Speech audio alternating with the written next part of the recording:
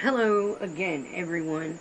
Um, I know I normally don't post this quickly again, but I had something that's been swirling in my head for a couple of days, and finally sat down, had time to do it. And I've been wanting to do a little compare and contrast between Odin and Loki. And I'll tell you why. Um, Part of it is we've still got a lot of this stuff going on with uh, Loki and the Jotun are bad, and they are evil, and Odin and the Aesir and all of them are good. And, and that's not exactly how the lore puts it. We know they battle in the end, but there's nothing really specific that shows, other than, the Aesir themselves saying they're bad. There's nothing that shows that is the case, per se. There are a couple of Jotun who have gone and tried to do things like, we have two, and that really wasn't even attacking everybody. That was, they wanted Freya. that was, um, that was it. Basically, they set up things to go get her specifically. We had the wall builder who built the wall around Asgard, and then we had the one who stole Thor's hammer, and he said that he would give it back if they gave, her as his bride. Other than that, as a whole, there's not a whole lot of proof of Jotun just coming up and randomly attacking people. We're told Thor protects Midgard from, the attack of the Jotun. But there's not a whole lot of evidence of them doing that. We got a whole lot of cases of him going out just to hunt them. But not a lot mentioned of the Jotun just coming and causing problems for people for the hell of it, being evil. Um, so keep that in mind. That the Jotun are not necessarily bad. And with Odin, which is where I'm going with this, Odin being half Jotun himself, Loki could very well be only half, or whole, doesn't matter. It's still the same bloodline. In the end, we all came from Ymir, one way or another. Another thing they have in common that, again, somehow makes Loki bad is the shapeshifter.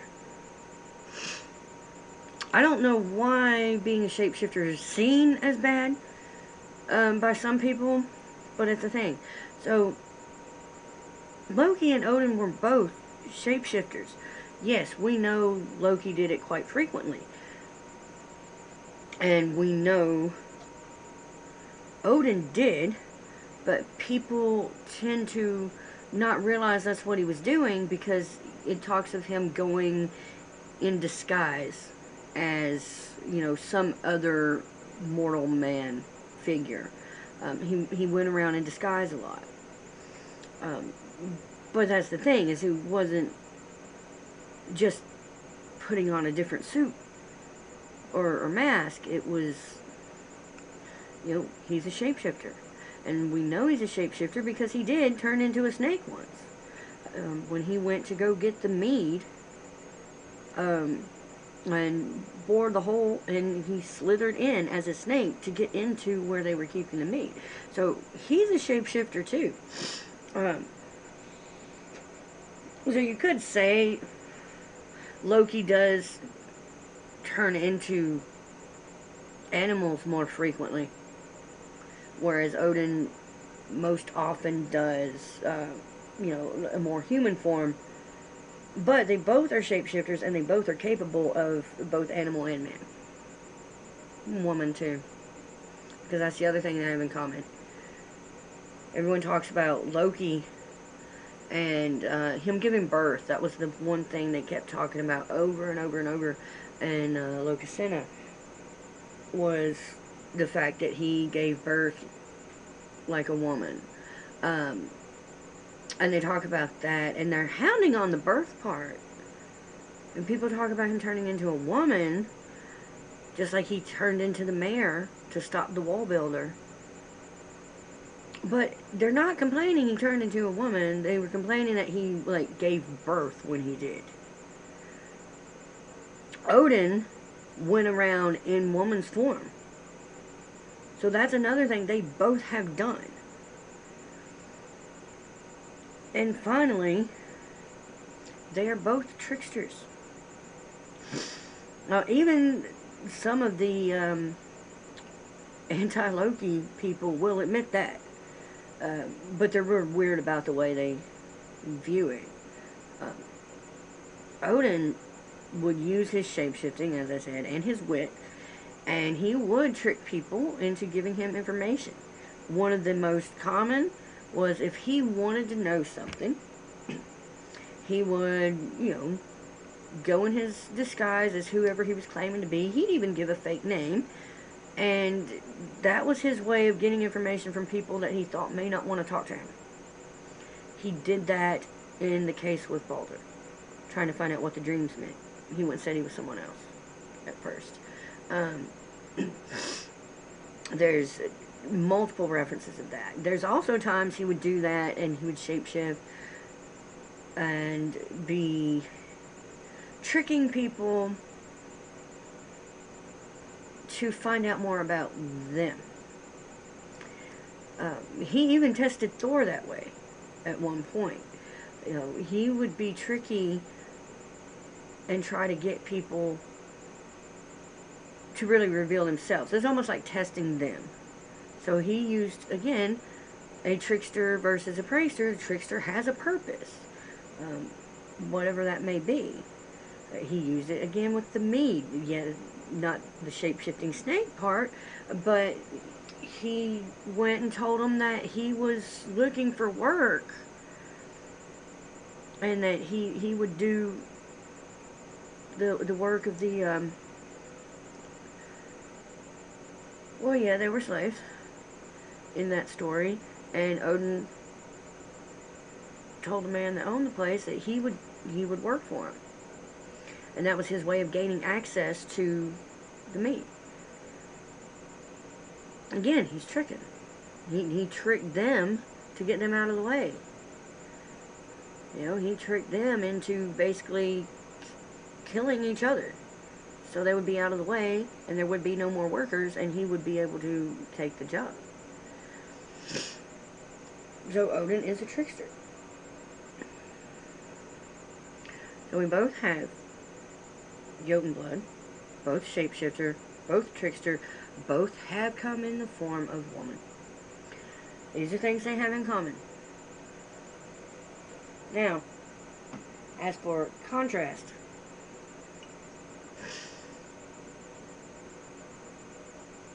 we look at Odin and his sacrificing his eye for wisdom. And he hung himself from the tree to get the wisdom and knowledge of the runes. Sorry, my throat's being funny tonight. Loki, in contrast to that, had things taken away from him. Mainly his children. He had his children taken away. He had his freedom taken away when he was bound.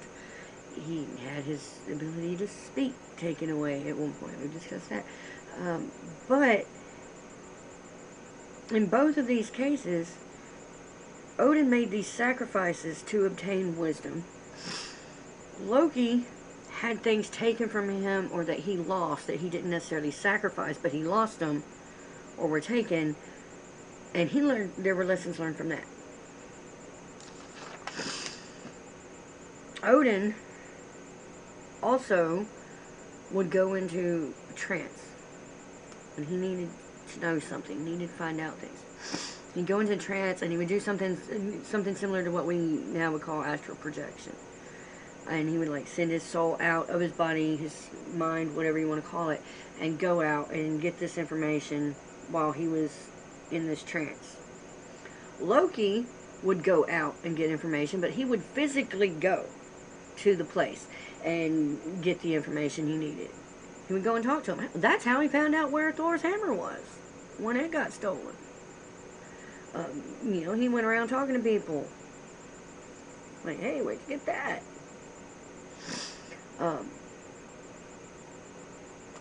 So, in this case, we've got the contrast of Odin staying and spiritually going out and seeking, and Loki physically going out and seeking. And the other thing is, Odin's focus when he is learning things is usually about wisdom, like we said, with the eye and the runes hanging from the tree. Loki's seeking truth.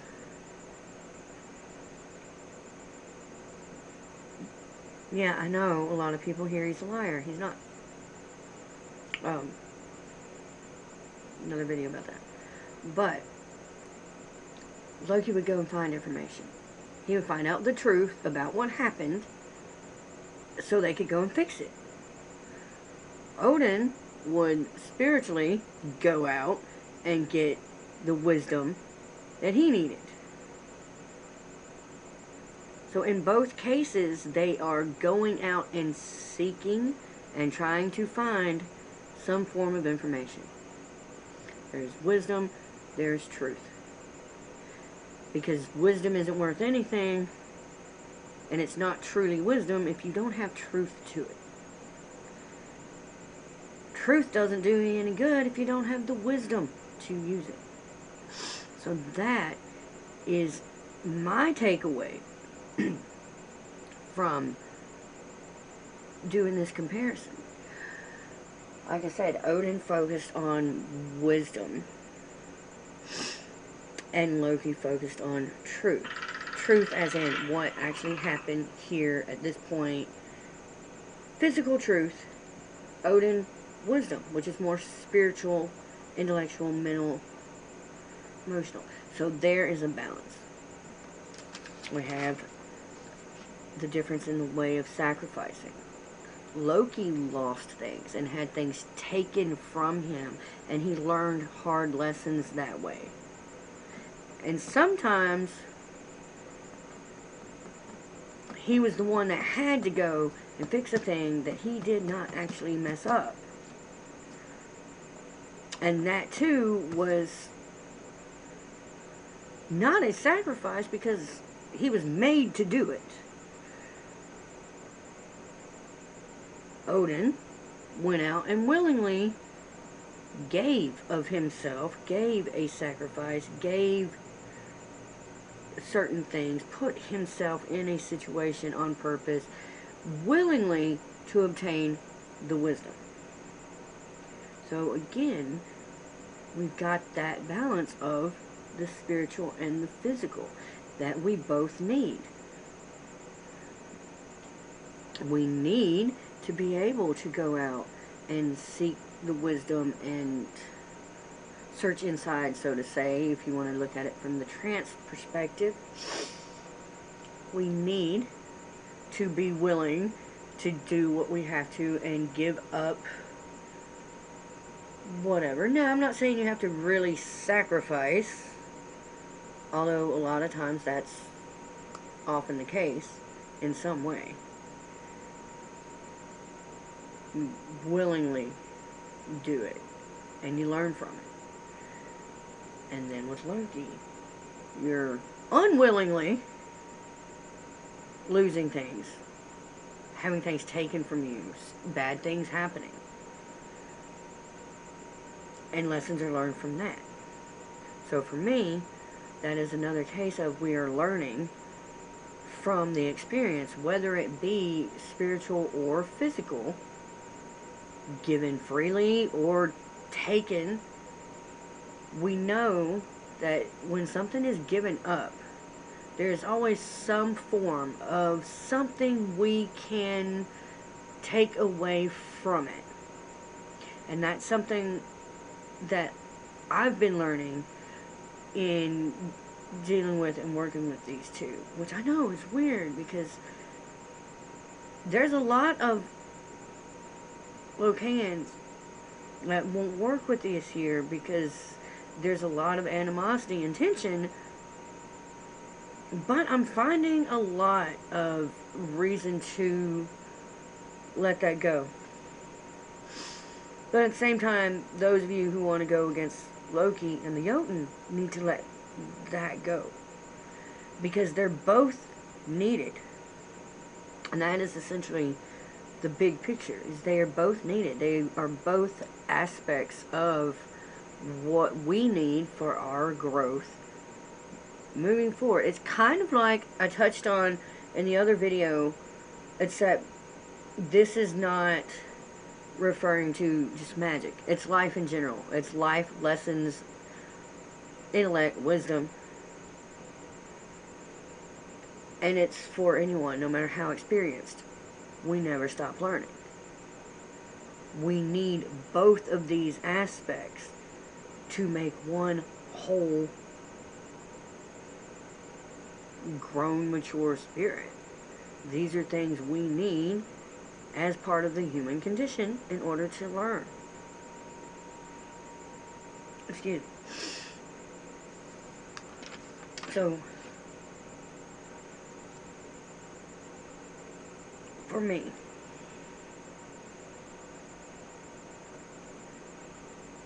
what I'm hoping can be taken from this is whether you believe the gods are literally beings, or whether you believe they are metaphors, whatever the case, the stories and mythology that we are given, that we have, are metaphorical. They are allegorical. They are lessons we can learn from the tales of the gods. There is always something you can take away from it, which again is part of that wisdom and truth seeking that both Odin and Loki stand for. We have to find a balance, which to me is what those two are. And if you think about it, since they were blood brothers, whether you believe it's because they were actually brothers or because of the blood oath, whichever the case, they were blood brothers. And to me, that just kind of shows that they work hand in hand. There's hardly anything that made a big, major difference that Odin was involved in that Loki wasn't also there somehow. In most all of the tales. My personal belief is that is part of why he was there. Because they do make a balance of wisdom and truth, spiritual and physical plane. And that's a balance that we can bring in to ourselves. And it's a balance we need right now in our community too, guys. I'm not messing around with that. There's a whole lot of other problems in the world right now that are a little more important than which God you honor and which you don't. And real soon, if things start going the way they look like they're going in some states, we're going to need to all band together, like it or not. Now, I'm not trying to get, too political or whatever. That wasn't the point here. The point is these two are balanced, and we need them.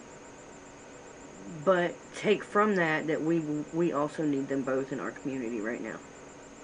We really do. We've got to start working together. I mean, we're about tribe and kinship, right? And we're talking about ancestors. Well, guess what? Odin's ancestors were Jotun. Talk about heritage. Okay, we are all from this earth. And if you want to throw the Norse into it, guess what? The whole world was made from one Jotun's body. So we've got to work together. We are all in this together. So we can apply what we're learning from both Loki and Odin in our personal selves, in our personal lives, and in our communities, and in the world around us. There are always going to be times that we need both.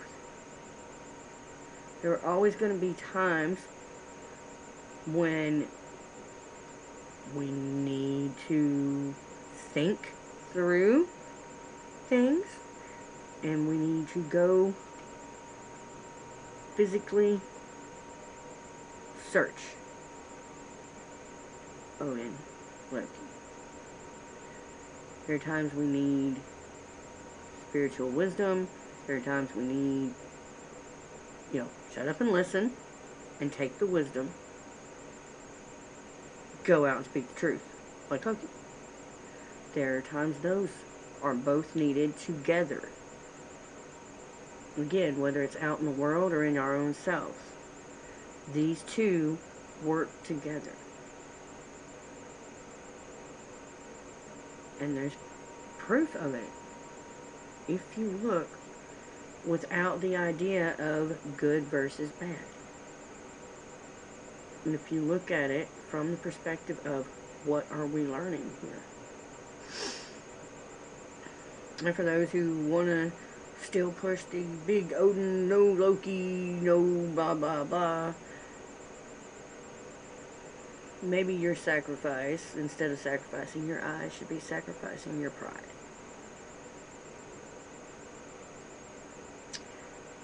Because Odin is part Jotun. Odin is a trickster. Odin is a shapeshifter. Odin walked around as a woman.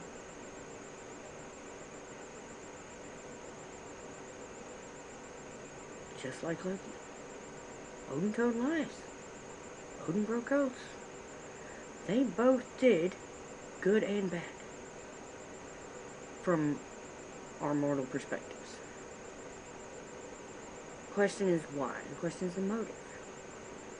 Either way, we need both areas of expertise. Odin has the expertise of wisdom and inward thought and intelligence, whereas he's thinking and wit, whereas Loki is physically cunning, sly, and those two go hand in hand. Wisdom, truth, spiritual, physical. They are a balance. We need that in ourselves and in the world. So, hope that made sense. That's all I've got for now. Hope you enjoy. I'll see you again next time. Take care.